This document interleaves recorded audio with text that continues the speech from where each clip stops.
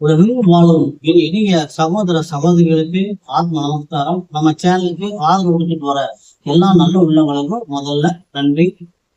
நம்ம இந்த பதிவுல 2026 ஜூன் மாதம் ரிஷப ராசிக்கான ராசி பலன்களை பார்ப்போம். இந்த ராசி பலன்களை முதல்ல நவக்கிரகங்களுடைய மாறுதல், இரண்டாவது ரிஷப ராசியில் இருக்கக்கூடிய ஒவ்வொரு நட்சத்திரங்களுக்கும் ஜூன் மாதத்திற்கான சுப நாட்கள் எது எது, அசுப நாட்கள் எது, யோக நாட்கள் எது அப்படிங்கிறதையும் தனித்தனியா நம்ம கொடுத்துருக்கோம். இந்த சுப அசுப யோக நாட்கள் அப்படிங்கிறது பொது பலன்கள் இல்லாம உங்க நட்சத்திரத்துக்கு உண்டான தனிப்பட்ட முறையிலான பலன்கள் அப்படிங்கிறனால நீங்க ஒவ்வொரு நாளும் ஒவ்வொரு வேலையை ஆரம்பிக்கிறப்போ, ஒரு தொழிலை செய்கிறப்ப, வெளியூர் போறப்ப, எந்த தொழில் செஞ்சாலும் இன்னைக்கு நாள் நமக்கு எப்படி இருக்கு அப்படின்னு இதை ஒரு வழிகாட்டியை வச்சுட்டு இந்த பயணம் பண்ணி பாருங்க. எல்லா நாளும் உங்களுக்கு வெற்றிகரமான நாளா அமையும் அப்படிங்கிறனால இதை தொடர்ந்து ஒவ்வொரு மாதம் அதனால எல்லாரும் இதைய பயன்படுத்திக்க. இப்ப ராசி பலன் பார்க்கலாம். ரிஷப ராசி நேயர்களே, அதி அற்புதமான மாதம். ரிஷப ராசி நேயர்களே, உங்களுடைய ராசிநாதன் ராசிக்கு 6ஆம் இடத்திற்கும் அதிபதி, சத்துருஸ்தானாதிபதி அப்படிதான். ஆக உங்களுடைய வாக்கு மூலமா தான் நீங்க உங்களுக்கு எதிரிகளை தெரிவிக்கிறீங்க. வெளியில இருந்து உங்களுக்கு எதிரிகள் கிடையாது. அதனால உங்க வாக்கை கண்ட்ரோல் பண்ணி பேசுறப்ப யோசிச்சு கொஞ்சம் கவனத்தோட பேசிட்டீங்கன்னா எப்பவுமே உங்களுக்கு ஒரு நல்லா பாதுகாப்பா இருக்கும். இப்ப இந்த ஜூன் மாதம் 2026 உங்களுடைய ராசிநாதன் ராசிக்கு 2ஆம் இடத்துல காலம் முதல் வாரம் 8-6 வரைக்கும் 2ஆம் இடத்துல அமர்ந்த உங்க ராசிநாதன் உங்க ராசிக்கு அஷ்டம லாபாதிபதி என்று சொல்லக்கூடிய குரு பகவானுடைய சாலம் வாங்கி ஜூன் புனர்வசம் 4ஆம் மாதத்துல துஷ்கராம்ச பாலம் வாங்கி இருக்காங்க. அளவில்லாத ஒரு செல்வ செழிப்பு உங்களுக்கு கிடைக்கிறதுக்கான வாய்ப்பு இருக்கு. அஷ்டமாதிபதியாக வந்து உச்சம் அடைகிறதுனால திடீர் அதிர்ஷ்டங்கள், திடீர் கணவரவு, இதுவரைக்கும் வராம தடைபட்டு இருந்த பண வரவு வர்றதுக்கும் திடீர் யோகங்கள் கிடைப்பதற்கு உண்டான ஒரு அற்புதமான மாதமாக்கு. ஏன்னா வந்து லாபஸ்தானாதிபதியும் ஆகி உங்களுடைய ராசிக்கு 3ஆம் இடத்துல உச்சமடைகிறதுனால உச்சமடைந்து உங்க ராசிக்கு 7ஆம் இடம், 9ஆம் இடம், 11ஆம் இடம் என்று சொல்லக்கூடிய சப்தமஸ்தான கலஸ்திரஸ்தானம், நண்பர்கள், கூட்டு தொழில், வியாபாரம் சொல்லக்கூடிய 7ஆம் இடம், பாகிஸ்தானம் என்று சொல்லக்கூடிய 9ஆம் இடம், லாபஸ்தானம் என்று சொல்லக்கூடிய 11ஆம் இடம். லாபஸ்தானாதிபதி லாபஸ்தானத்தையே பார்க்கிறார். இதை விட வேற என்ன யோகம் வேணும்? அதுவும் குருவ மிகச்சிறந்த செல்வத்தை அளிக்கக்கூடியது.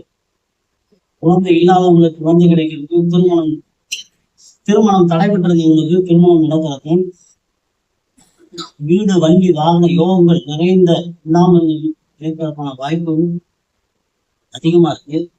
அதுவும் உங்களுடைய ராசிக்கு 9ஆம் இடத்துக்கும் பாக்கியஸ்தானத்திற்கும் ஜீவனஸ்தானத்திற்கும் அதிபதியான சனி பகவான் உங்க ராசிக்கு 11ஆம் இடத்துல பாக்கியாதிபதி லாபஸ்தானத்தில் இருக்கிறதே ஒரு அற்புதமான யோகம். அவரே ஜீவனம் தானாதியாக வர தர்ம தர்மாதிகாரி 11ஆம் இடத்துல அமைந்திருக்கும். அது 11ஆம் இடத்து அதிபதியான குரு பகவான் பார்வையிடுறதும் எல்லாமே எல்லா செல்வ வளங்களும் அவ்வளவு ஒரு அற்புதமான ஒரு மாதம். எந்த தடையுமே இல்லை. செல்வ செழிப்பு மிக்க கல்வியாகட்டும், தொழிலாகட்டும், வெளிநாட்டுக்காகட்டும், குழந்தைகளுக்கு குழந்தைகள் கிடைக்கும். ஏன்னா உங்க ராசிக்கு 2ஆம் இடத்திற்கும் 5ஆம் இடத்திற்கும் அதிபதியான புதன் பகவான் 2ஆம் இடத்து அதிபதி 2லேயே ஆட்சி. அவரும் 22/6 வரைக்கும் இருக்கிறார். முதல் 3 வாரங்கள் 2ஆம் இடத்திலேயே இருக்கிறது. தனாதிபதி தனஸ்தானத்தில் ஆட்சி, லாபாதிபதி உச்சம், குரு பகவான் லாபாதிபதி பார்வையிடவும், பாக்கியாதிபதி லாபஸ்தானம் எல்லாம் ரொம்ப அற்புதமான ஒரு கோடீஸ்வர யோகம் அப்படின்னா சொல்லணும். அவ்வளவு அற்புதமான ஒரு மாதம் இந்த ரிஷபராசி. பூர்வீக சொத்துக்கள்ல தடைகள் இருந்ததுன்னா இந்த மாதத்துல பூர்வீக சொத்துக்களால குழந்தை இல்லாதவங்களுக்கு குழந்தைகள் கிடைக்கும். உங்க ராசிக்கு சுகஸ்தானாதிபதி என்று சொல்லக்கூடிய சூரிய பகவான் உங்க ராசியிலேயே 15/6 வரைக்கும் இருக்கும். 15/6க்கு மேல அவரும் தனஸ்தானத்துக்கு வந்தவர். ஆக அரசு சார்ந்த ஆதாயம், அதே மாதிரி தந்தையின் மூலமா ஆதாயம், பூர்வீக சொத்துக்கள் ஆதாயம், இப்படி எல்லா விதத்திலையும் ஒரு அற்புதமான ஒரு நிலை இன்றைக்கு இருந்தாலும் 12ஆம் இடத்துல இது சப்தம நிறைய ஸ்தானாதிபதி என்று சொல்லக்கூடிய செவ்வாய் பகவான் 12ஆம் இடத்துல அமர்ந்திருக்கிறதுனால மனைவிக்கு மருத்துவ செலவுகள் வருவதற்கான வாய்ப்புகள் இருக்கு. வண்டி வாகனங்கள்ல போறப்ப கொஞ்சம் நம்ம ஜாக்கிரதையா போகணும்.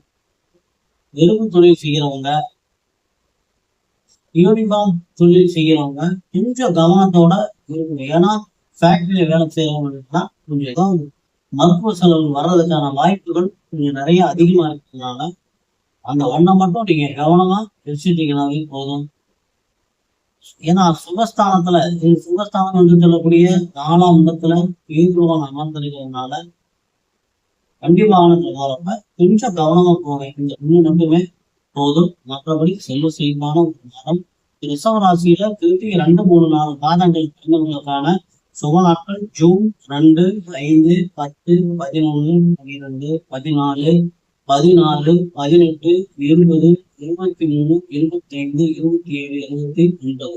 அசுப நாட்கள் ஜூன் 3, 8, 15, 17, 19, 30.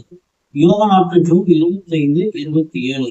ரோகிணி நட்சத்திரத்தில் பிறந்தவர்களுக்கான சுப நாட்கள் ஜூன் 1, 6, 11, 12, 13, 15, 17, 19, 21, 24, 26, 28, 30. அசமாற்று ஜூன் 4, 9, 16, 18, 20. யோக நாட்கள் ஜூன் 26, 28. மிருகசீரிடம் 1, 2 பாதங்கள்ல சுப நாட்கள் ஜூன் 2, 4, 8, 11, 13, 14, 16, 18, 20, 22, 25, 27, 29. அசுப நாட்கள் ஜூன் 5, 10, 17, 19, 27. யோக நாட்கள் ஜூன் 27, 29. சந்திராசிரம தினங்கள் அப்படின்னு பார்த்தா 1, 6, 26 இரவு 7 மணி முதல் 4, 6, 2026 காலை 7 நாட்கள் வரைக்கும் ரிஷப ராசிக்கு சந்திராசிரம தினங்கள்.